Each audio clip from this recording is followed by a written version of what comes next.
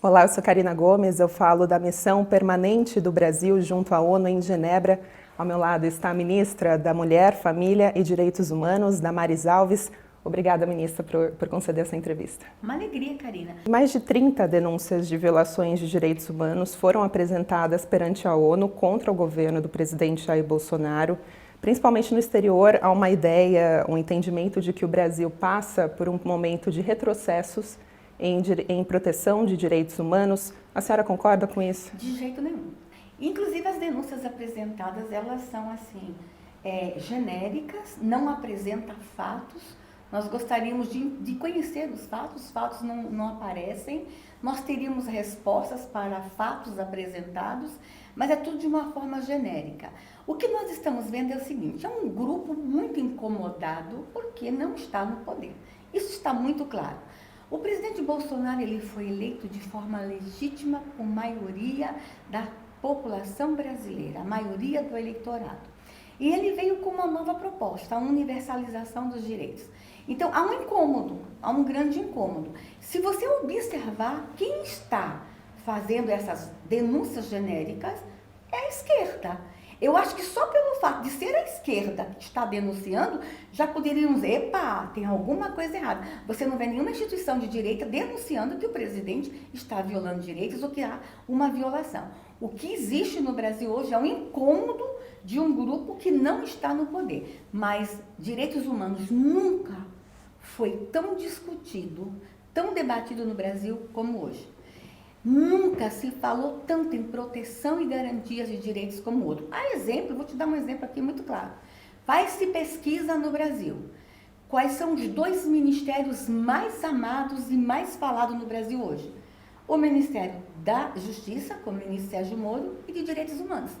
No passado, vou até ser bem clara contigo, no passado, o Brasil nem lembrava o nome do ministro de Direitos Humanos.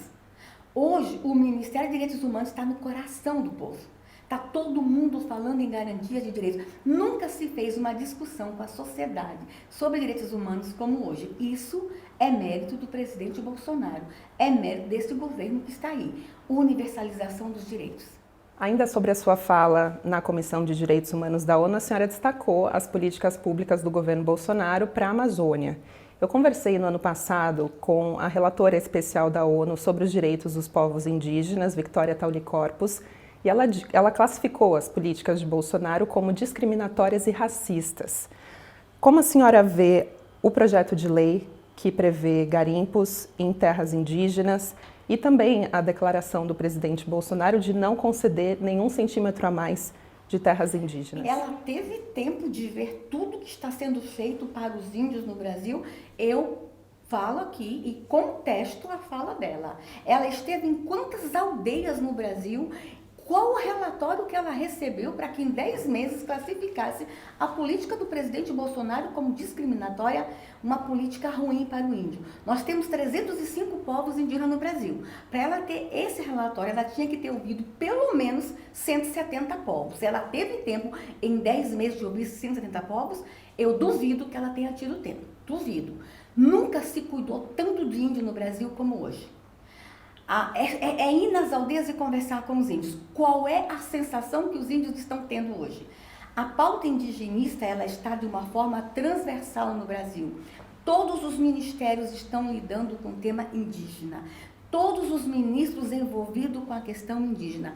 Nós temos no Brasil hoje um vice-presidente de origem indígena, nós temos uma secretária nacional indígena, nós temos uma ministra que vem do indigenismo, mãe de uma menina indígena. Nunca uma índia ocupou um cargo de alto escalão no governo brasileiro como hoje. O nosso presidente da FUNAI, que iniciou o governo brasileiro, era índio. Os índios estão em diversos cargos chaves nas regionais da FUNAI e da CESAI. O índio está ascendendo, é um momento que o índio está chegando no alto topo de um governo. De que forma essa política é discriminatória? Então eu acho que o que está acontecendo é, novamente, ONGs que estavam no poder descontente prestando o relatório. Eu queria muito que a relatora estivesse comigo. Eu queria muito que a relatora fosse comigo, no mínimo 100 aldeias, conversar diretamente com a população indígena. Mas em relação à demarcação de terras, ministra? O que aconteceu com a demarcação de terra é o seguinte, no Brasil, o que o presidente Bolsonaro mandou dizer? Eu agora vou cuidar do índio. Eu vou cuidar da criança indígena, eu vou cuidar da mulher indígena. O que aconteceu? Qual era a política indigenista no Brasil no passado? Apenas demarcar terra e abandonar o índio na terra. Vai na Raposa Serra do Sol, ver como é que estão as crianças indígenas naquela área. Eu poderia citar outras reservas, mas vou citar apenas essa que é mais falada. Vai lá ver como é que está a mulher indígena, abandonada, a política pública não chegou lá, crianças sem escola, sem saúde. Pelo contrário, as crianças saindo da reserva, meninas saindo da reserva, indo para os centros urbanos se prostituir.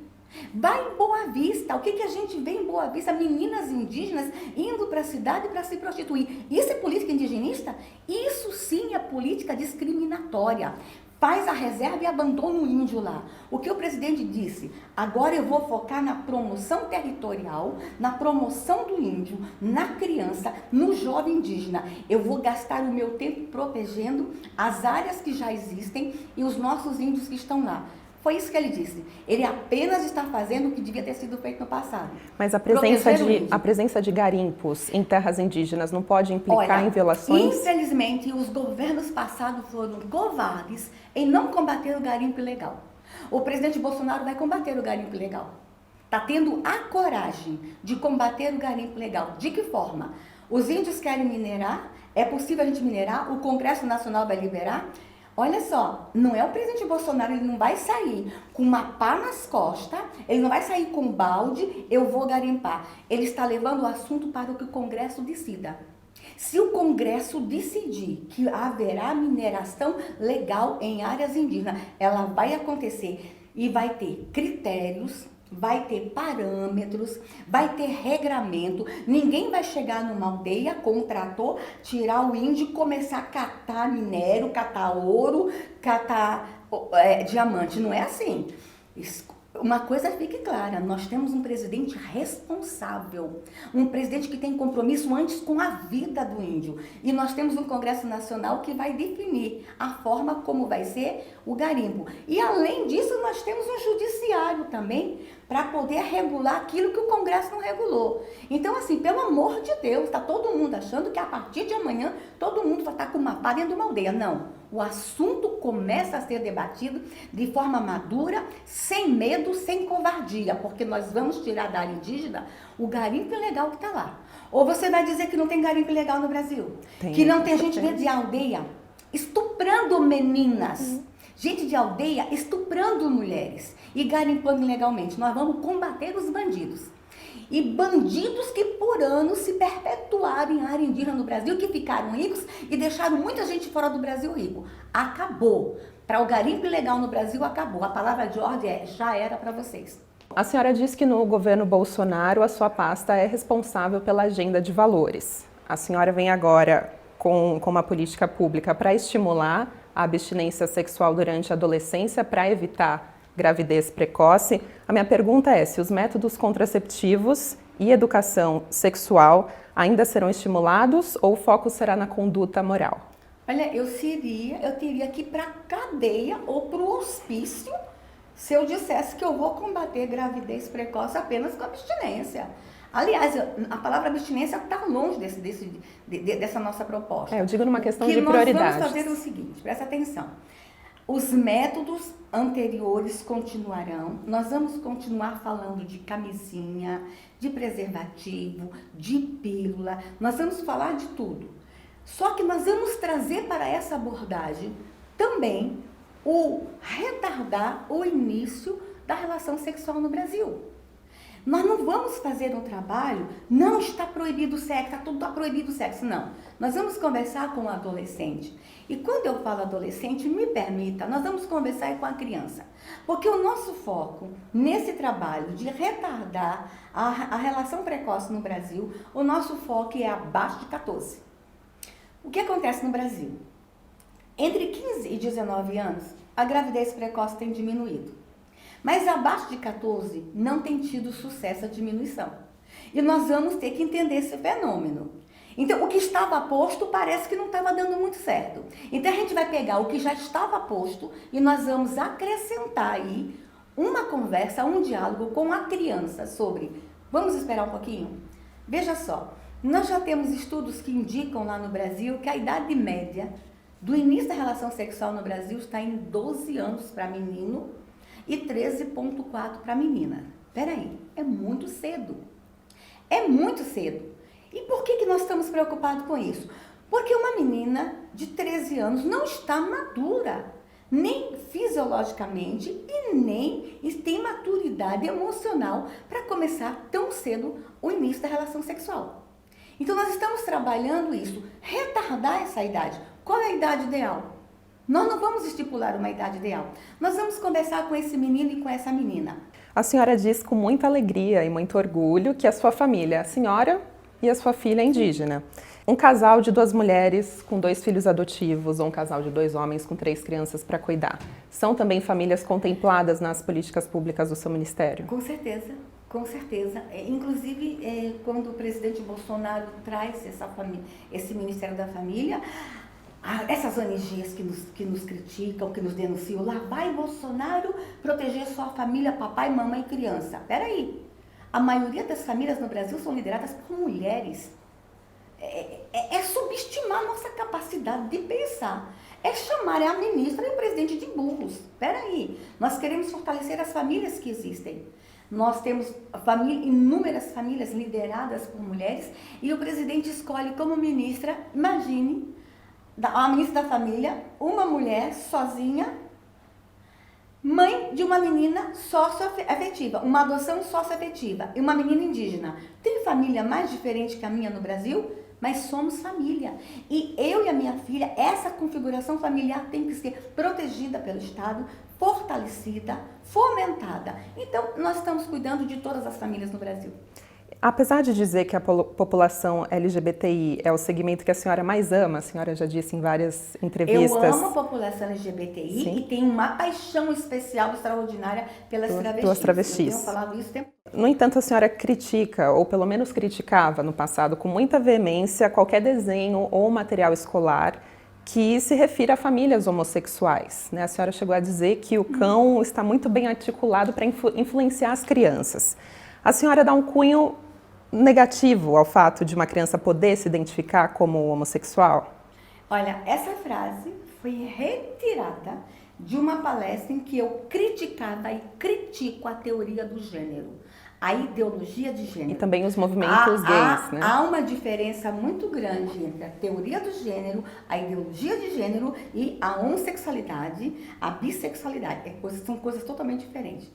A teoria do gênero, ela transcende a tudo isso. E eu sou contra essa teoria, essa ideologia que chegou no Brasil forte e eu fiz resistência, liderei movimento de resistência e ainda faço. Chegou no Brasil forte, por exemplo, dizendo que meninas não podiam mais vestir cor-de-rosa no Brasil porque menina e menino tinham que ser neutro. E tanto que tem uma frase famosa minha em que eu digo, agora meninas podem vestir rosa e meninos podem vestir azul no Brasil. Uma teoria que chega no Brasil dizendo que você não podia mais ter bonecas e brinquedos de meninos. Os brinquedos tinham que ser neutros no Brasil. E havia um patrulhamento ideológico absurdo. E a ideologia de gênero, infelizmente, usou o movimento gay, usou a homossexualidade para impor sua pauta no Brasil. E que isso fique bem claro. E essa ideologia de gênero que parecia, olha só, parecia proteger os homossexuais, na verdade traiu os homossexuais. Porque essa ideologia, por um tempo, usou a homossexualidade, usou o movimento LGBT, que conquistou todas as suas vitórias dizendo que gay nasce gay, lésbica nasce lésbica, o movimento gay tinha esta bandeira e conquistou suas vitórias aí. Aí a ideologia de gênero chega e fala, ninguém nasce homem, ninguém nasce mulher, ninguém nasce gay, ninguém nasce lésbica, você se torna mulher, você se torna gay, você se torna lésbica. Peraí. É uma ideologia que fez muito mal ao movimento gay, fez muito mal a todos os movimentos no Brasil. Então, eu me levantei contra. E eu vou dizer uma coisa, essa ideologia é do cão. Eu disse lá e repito agora, é uma ideologia que vem para desconstruir tudo que está posto, mas não apresenta nada no lugar daquilo que eles vão desconstruir. Então, eu sou uma crítica da ideologia de gênero e era no passado, sou agora, e quer que eu diga uma coisa? E o movimento gay? Concorda comigo? Com certeza. A senhora prevê algum programa para que os pais entendam a homossexualidade, apoiem e respeitem a orientação sexual dos seus filhos?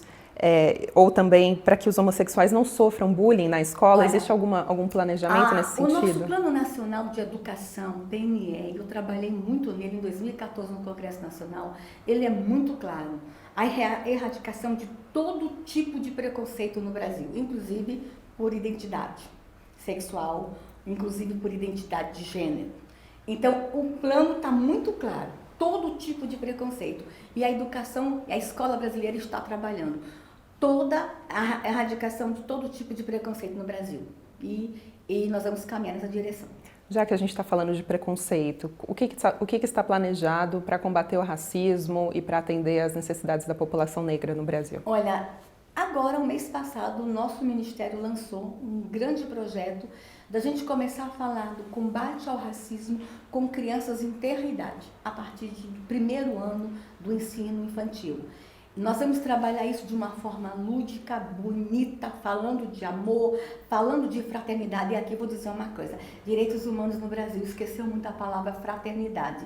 Nós estamos agora revendo isso e trazendo a palavra fraternidade para a realidade, para o dia a dia, para a política pública. Nós estamos agora na década do afrodescendentes. Quando nós chegamos no Ministério, a gente viu que as atividades em comemoração à década estavam caindo. O ano passado fizemos inúmeras ações no Ministério, fora do Ministério, inúmeras reuniões, inúmeros eventos. E vamos continuar. O combate ao racismo é prioridade. E vou te dizer uma coisa bem prática que nós estamos fazendo. Nosso Ministério agora fez um termo de parceria com a CBF, a Confederação Brasileira de Futebol. Nós vamos usar todos os jogos de futebol para falar de racismo no Brasil. Então, são inúmeras ações, inúmeras iniciativas. Como a senhora pretende combater a violência contra o público LGBTI? Olha, o governo Bolsonaro tomou uma decisão da gente buscar os invisibilizados. E nessa busca dos invisibilizados, nós fomos para a região ribeirinha observar e conhecer como é que estão os LGBTIs lá na floresta. Como é que estão os LGBTIs nas aldeias? Aí eu te pergunto, você já viu algum índio gay? Alguma índia lésbica se autodeclarando lésbica? O que acontece quando uma índia se autodeclara lésbica na aldeia? Então nós estamos indo aos povos tradicionais para ver como é que está a população lá nos rincões.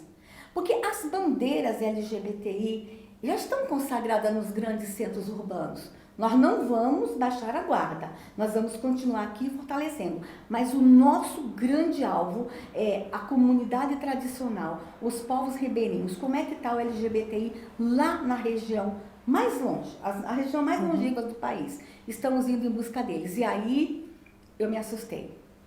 Eles estavam esquecidos e abandonados pelas políticas públicas. É claro, é notório que o que acontece com as travestis é a violência na rua.